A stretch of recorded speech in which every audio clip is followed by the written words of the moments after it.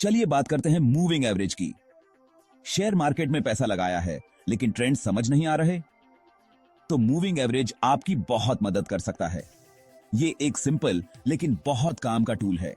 Moving average stock की कीमतों का औसत निकालता है, जैसे पिछले 10 दिन, 50 दिन या 200 दिन का। मूविंग एवरेज के 3 मेन टाइप्स होते हैं: simple moving average SMA, weighted moving average WMA और exponential moving average EMA। SMA सबसे आसान है, ये सभी कीमतों का सीधा सीधा औसत निकालता है। WMA और EMA हाल की कीमतों को ज्यादा अहमियत देते हैं। अब बात करते हैं मूविंग एवरेज के फायदों की। इससे आप ट्रेंड्स को आसानी से समझ सकते हैं। इसके अलावा सपोर्ट और रेसिस्टेंस लेवल भी पता चलते हैं। और सबसे बढ़िया बात, मूविंग एवरेज से आपको बाय और सेल के सिग्नल भी मिलते हैं। इसे कैसे इस्तेमाल करें? सबसे आसान तरीका है क्रॉसओवर स्ट्रेटजी।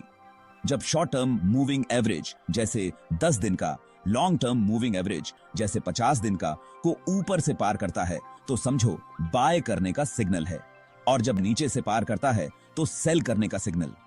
एक बात याद रखना, मूविंग एवरेज थोड़ा पीछे चलता है, यानी लैगिंग इंडिकेटर है, तो बेहतर होगा कि इसे दूसरे इंडिकेटर्स के साथ मिलाकर इस्तेमाल करें।